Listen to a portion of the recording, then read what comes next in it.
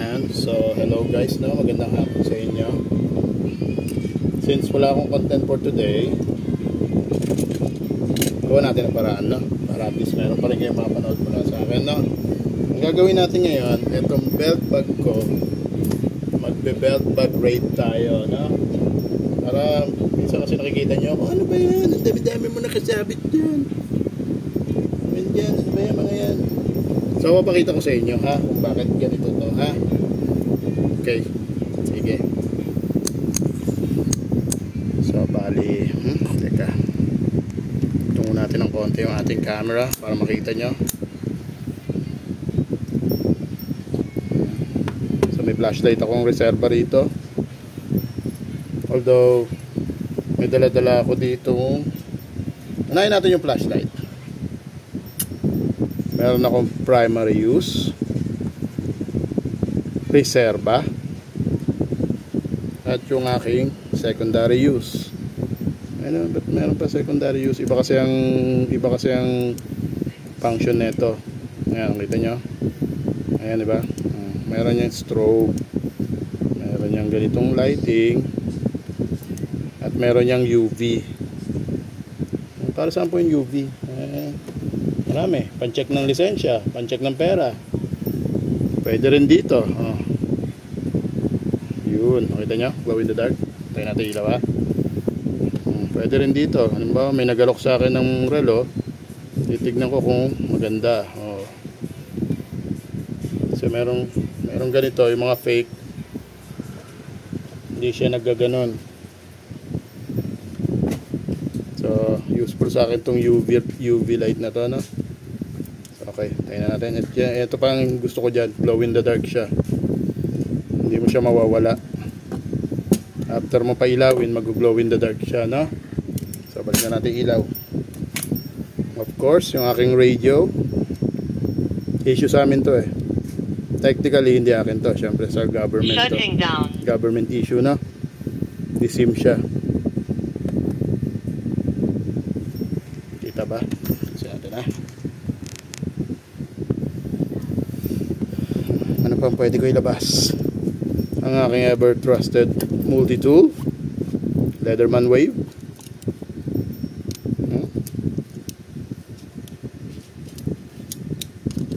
Nga pala, no? Naiwala ko yung ganito ko yung isa. Sayang.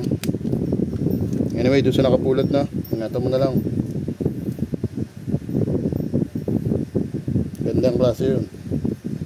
Yun yung unang labas, eh. Hindi pa napapalitan yung carbide sa cutter jaw nya. Ayan. Tagal naman.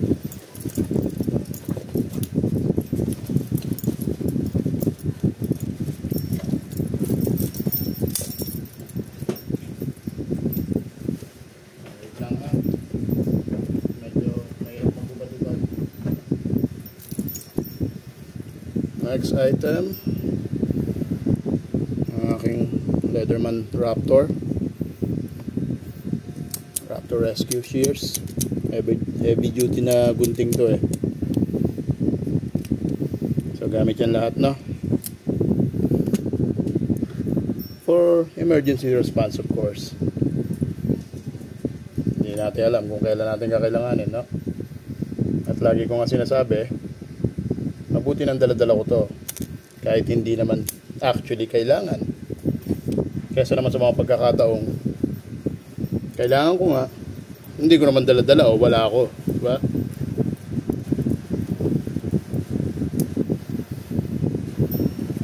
Ano pa? Next stop, ito.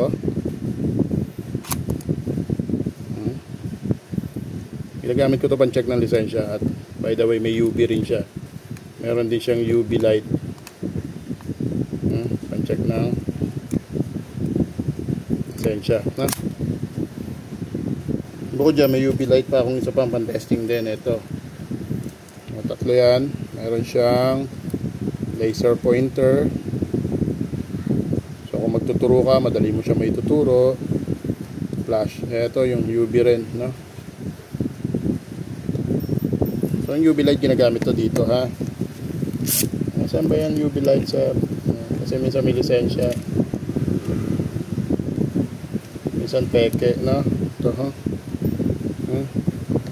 So, pwede pakita sa inyo na matagal, pero yung agila dyan makikita, yun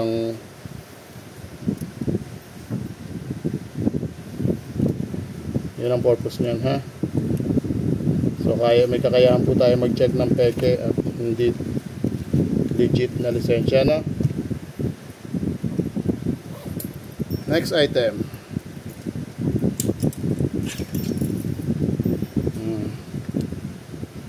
Alam nyo na to, no? Meron din ang pulis na ito. Ito yung expanded baton, no? Pang self-defense. Ang gusto ko rito, meron siyang taser. So hindi tayo pwede basta-basta pwedeng bulihin dyan, no? Kargado po tayo. Hindi tayo basta-basta.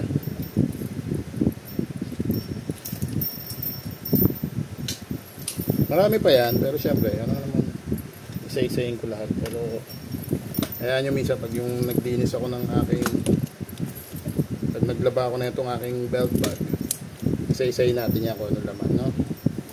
So ano ba yung mga yan? Meron ako dito payong, halos anything nandito lahat. Kaya tawag nga nila akong Doraemon, lahat kasi nandito na sa aking belt. More kind of parang Batman, no? Utility belt ni Batman.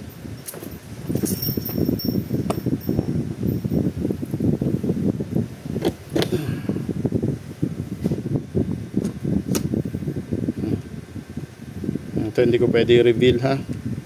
Anting-anting yan, joke lang. Lucky charm, parang ganun. At yung aking ever trusted lalagyan ng barya. So ano pa ba? Bukod doon, ano pa bang ayun lang naman, wala masyadong special, no? Ayaw nga pala, tamang-tama, i-charge ko nga pala yung aking fan. May dala akong mini fan. Actually hindi siya mini, no? I-charge ko rin yung aking emergency power bank.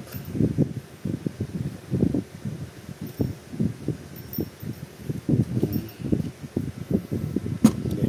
Kasi pupunasan ko yung isa-isa, kasi baka pinagpapawisan tayo.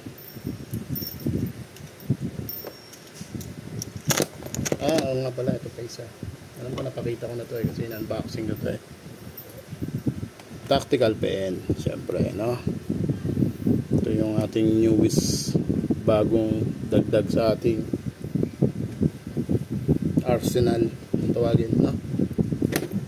So ito, ano to? Lalagyan na to ng flashlight, pero pinaglagyan ko na lang ng mga gamit na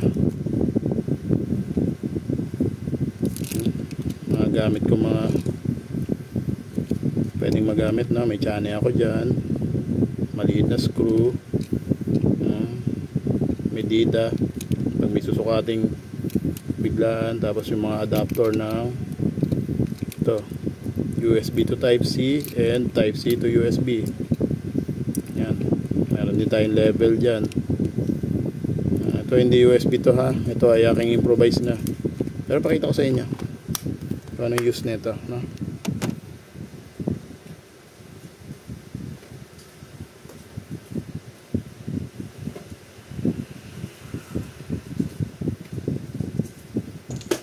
Ito kasi gamit ko to nung nagte-technician pa ako. So USB siya actually, pero syempre modified na to, no? Hindi siya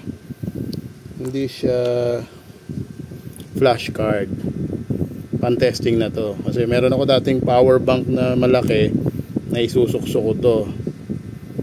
Kasi sa pagkakataon minsan, katulad yung mga remote ng nagagamit ko to minsan pag yung halimbawa may remote yung halimbawa yung motor nyo keyless. Ako hindi naman keyless sa motor ko kasi naka MIUI lang ako ito pwedeng gamitin to para malaman kung sira o buo yung remote mo, as well. Actually, ang original na gamit nito is yung sa TV. Yung nagti-technician ako, ito ang gamit ko, no? So may kakayahan siyang mag-receive ng mga ganitong remote. Yun, nakikita nyo, ha? Nagre-response, di ba? Tester ko ng remote yan eh.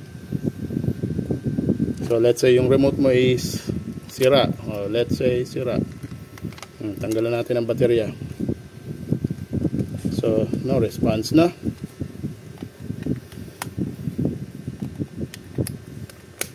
Mga infrared signal yan, yung kaya nyo receive, which is try natin to, ha. Kaso Bluetooth to eh. Alam ko via Bluetooth to eh. Oo nga, pang Bluetooth lang. Oo, pang Bluetooth lang. Ano, meron kasi tayo dyan yung signal, yung sa mga keyless na kayang iano nyan. Sa mga keyless kaya rin i-receive nyan. So yun ang trabaho nyan. Tester kong yan. Ever trusted. Para bang some sort of science project ko dati. Nung ako'y nagte-technician pa lang, no? Actually marami na akong ginawang ganito. Meron akong ginawa yung nasa dating mga charger phone, mga ganito, pinapasok ko sa loob yan, nilalagyan ko na LED yan. Bali power supply na kasi ito eh. Eto kasi wala siyang power supply, aasa pa siya sa ganito, na power supply para mabuhay, no? Pero yung dati, yung una kong gawa ng ganito, yun nga lang, bulky. Naalala nyo yun sa mga ganito yan. Una kong ginagawa yung mga ganito dati, yung mga Cherry Mobile, yan. Bali, ini-improvise ko na lang yan, yun. May LED na yun. At the same time, power pa rin siya. So meron akong mga modules na ito, nandun, nakatabi. Sarili kong gawa yan, lahat.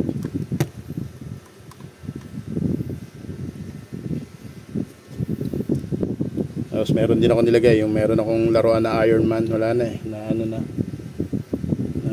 nung nagdinis ako eh, nasira na siya, katagalan.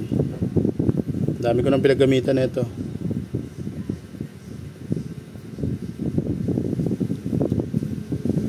Ay, dito yan, sa group na to.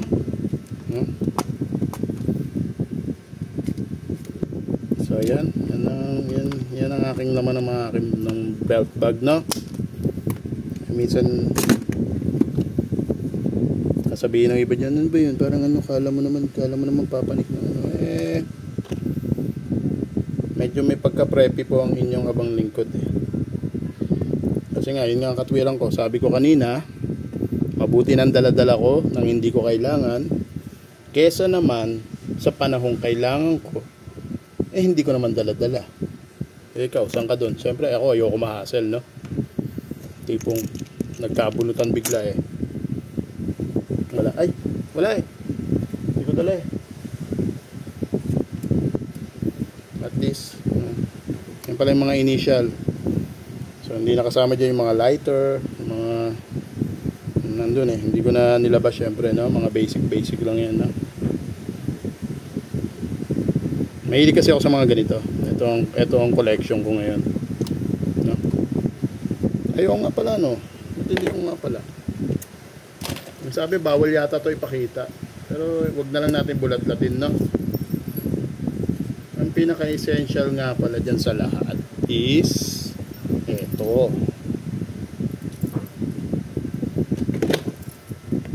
the knife, no? Folding knife, no? Folding knife main, and of course backup, no? Actually hindi lang yung backup eh, sandamukal na backup yan eh, no? Mahilig ako sa mga ganyan, yan ang collection ko. So that's it, no? At least may content ako for today. Ito, meron pa nga pala ako itong item na to. Kaya nyo ba hulaan to? Pag game kaya ako, no? Pero syempre, no, wala pa akong kinikita eh. Saka na. Kaya nyo, pag napapahulaan ko kung ano to ha. Saka ako na ilalabas. Surprise na lang, no. So, that's it, no. Isang maulang gabi sa inyong lahat. Ingat po kayo. Keep safe. God bless. Salamat po sa pagsubaybay at panonood. Ingat po. Thank you.